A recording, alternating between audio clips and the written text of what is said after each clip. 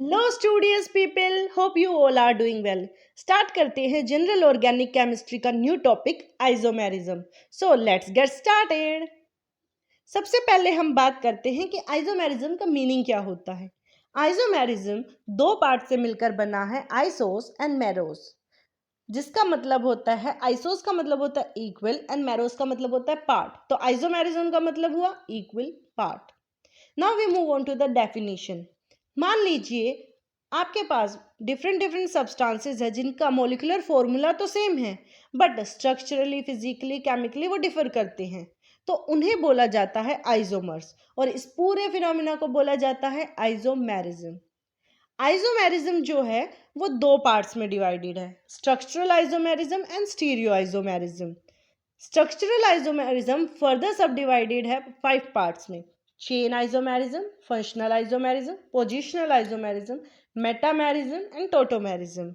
And stereo isomerism further सब divided है 2 parts में: configurational isomerism and conformational isomerism.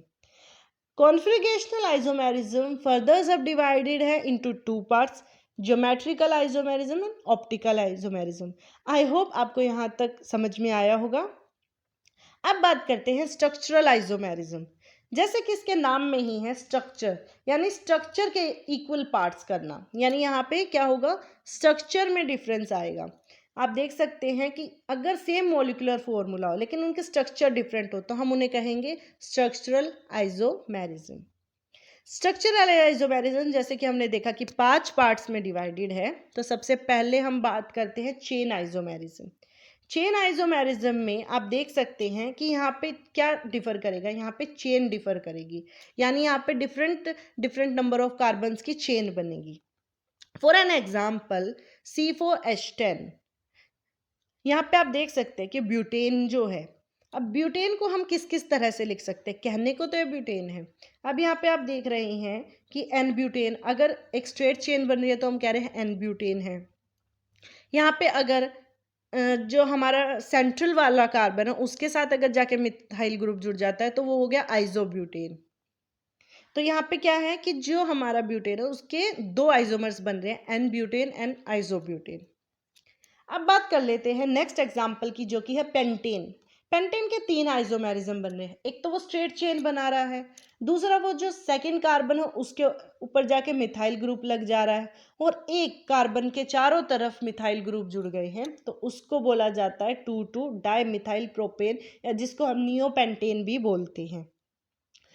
अब बात करते हैं फंक्शनल आइसोमेरिज्म क्या होता है।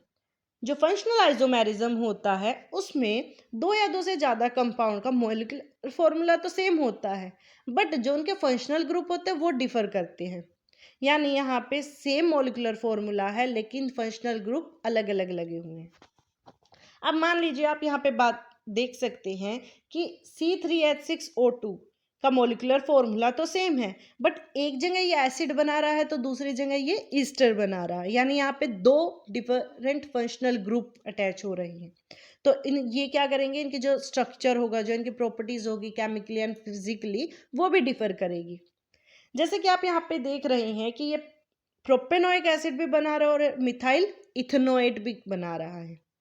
यहाँ पे आप देख सकते हैं कि C2H6O एक तरफ इथेनॉल बना रहा है तो दूसरी तरफ मिथॉक्सी इथेन भी बना रहा है। अब आगे बात कर लेते हैं हम पोजिशनल आइसोमेरिज्म। जैसे कि इसके नाम में ही है कि यहाँ पे पोजीशन में चेंज होने वाला है। पोजीशन आइसोमेरिज्म में कि जो आइसोमेरिज्म है उसमें जो फंक्शनल ग्रुप की अटैचमेंट होगी चेन में, वो डिफरेंट डिफरेंट पोजीशंस पे होने वाली है। जैसे कि यहाँ पे पहले में आप देख सकते हैं कि पहले कार्बन के साथ ऑक्सीजन जुड़ा हुआ है, यहाँ पे दूसरे कार्बन के साथ ऑक्सीजन जुड़ा हुआ है। ऐसे ही यहाँ पे जो क्लोरीन है वो पहले कार्बन के साथ जुड़कर 1 क्लोरोब्यूटेन बना रहा है, वही दूसरे कार्बन के साथ जुड़कर 2 क्लोरोब्यूटेन भी बना रहा है। नाउ नेक्स्ट बात करते हैं मेटामेरिज्म। मेटामेरिज्म क्या होता है, जिसमें ये क्या करता है, चेन को ब्रेक कर देता है। यहाँ पे जो कार्बन की चेन होती है, फंक्शनल ग्रुप उसको ब्रेक कर देता है, उस चेन की कंटिन्यूटी को खत्म कर देता है। और ये जो ब्रेकिंग होती है वो डिफरेंट डिफरेंट पोजीशन पे होती है और डिफरेंट डिफरेंट आइसोमर बनते हैं, जिसे मेटामर कहा जाता है। For an example 1-methoxypropane and ethoxyethane। यहाँ पे जो अगर आप देखा जाए तो इनका जो सेम मोलिकुलर फॉर्मूला है, बट यहाँ पे जो चेन है वो डिफर कर रही है। जैसे कि मिथॉक्सी में यहाँ पे एक तरफ मिथाइल ग्रुप जुड़ा हुआ है और दूसरी तरफ पूरी प्रोपेन चेन है जिसके बीच में ऑक्सीजन ने यहाँ पे ब्रेकेज करी है। वहीं यहाँ पे दोनों तरफ इक्वल चेन है जहाँ बना रहा है इथ ऑक्सी इथेन। अब जो लास्ट है वो है टोटोमेरिज्म। टोटोमेरिज्म में क्या होता है, यहाँ पे इंटरकन्वर्टेबल होती रहती है फॉर्म्स, यानी यहाँ पे कभी कीटो फॉर्म इंटरकन्वर्टेबल हो जाती है इनोल फॉर्म में, और इनोल फॉर्म कन्वर्टेबल हो जाती है कीटो फॉर्म में। और ये होता है कार्बोनाइल कंपाउंड्स में जो कंटेन करते हैं अल्फा H एटम। तो यहाँ पे आप जैसे देख सकते हैं कि यहाँ पे जो CH3 के पास है, तो यहाँ पे क्या है, ये अल्फा कार्बन है। अल्फा कार्बन के साथ जो हाइड्रोजन लगे हुए हैं वो भी अल्फा हाइड्रोजन है। तो यहाँ पे ये क्या करते हैं, यहाँ पे इसने पोजीशन अपनी चेंज कर ली, इसने ऑक्सीजन के साथ जाके बॉन्ड बना लिया, तो यहाँ पे इसने एक इनोल फॉर्म बना दी। ऐसे ही आप यहाँ पे देख रहे हैं साइक्लोहेक्सेनोन में। अब साइक्लोहेक्सेन में आप यहाँ पे अल्फा कार्बन हाइड्रोजन है, अल्फा हाइड्रोजन ने यहाँ पे ऑक्सीजन के साथ जाके बॉन्ड बना लिया, तो यहाँ पे उसने क्या कर दिया, अल्कोहल ग्रुप बना दिया, इनोल फॉर्म क्रिएट कर ली। आई होप आपको टॉपिक समझ में आया होगा।